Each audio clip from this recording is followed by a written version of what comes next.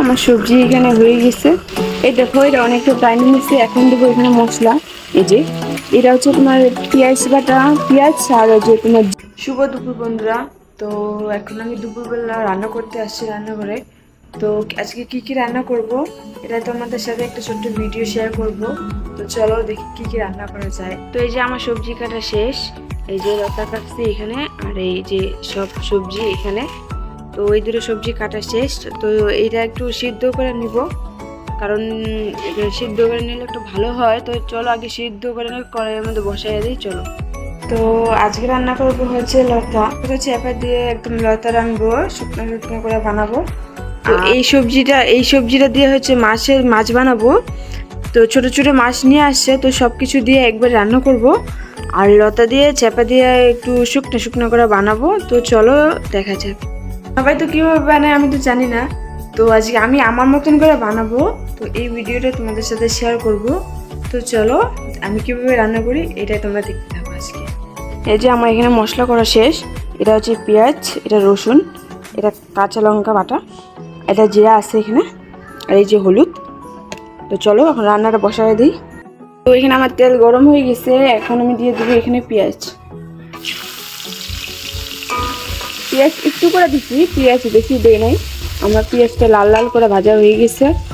তো এখন দিব এখানে সবজিগুলো।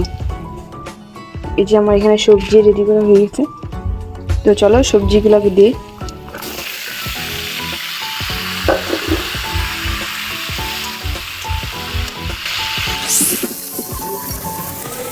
এটা এখানে একটু জিরা দিয়া একটু হোক। তো একটু হয়ে নে পরে দেখাচ্ছি। চলো দেখি এটা কতটুকু হয়ে গেছে।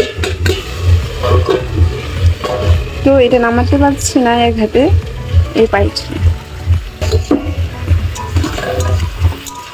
আমার এটা মোটামুটি হয়ে গেছে। তো এটা হয়ে গেছে। এখন এখান থেকে একটু জল দিয়ে দিব, জল অ্যাড করে দিব।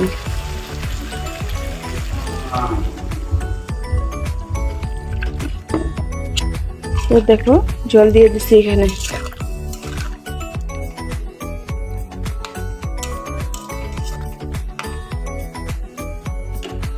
আর একটু জল দিয়ে দেবো। তো জল দেওয়া হয়ে গেছে, একটু জাল হয়ে নেক। আমার রান্না বান্না একদম শেষ। এই যে মাছের এখানে সবজি করছিলাম, এই যে, আর এই যে এখানে যে লতা সবজিটা আছে এই যে। তো তো আমার রান্নাবাড়া তো একদম কমপ্লিট হয়ে গেছে। তো আমার রান্নাবাড়া সব শেষ। তো আমার ভিডিওটা এখান পর্যন্ত। তো যদি আমার রান্নাবাড়া যদি ভালো লাগে তাহলে একটা লাইক করে দিও। আর যা যা করতে লাগে তোমরা তো সবাই জানো, করে দিও একটু।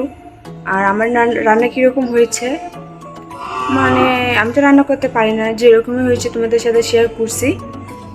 তো ভালো হলে কমেন্ট করো, কমেন্ট করে জানাও যে আমার রান্নাটা কীরকম হয়েছে।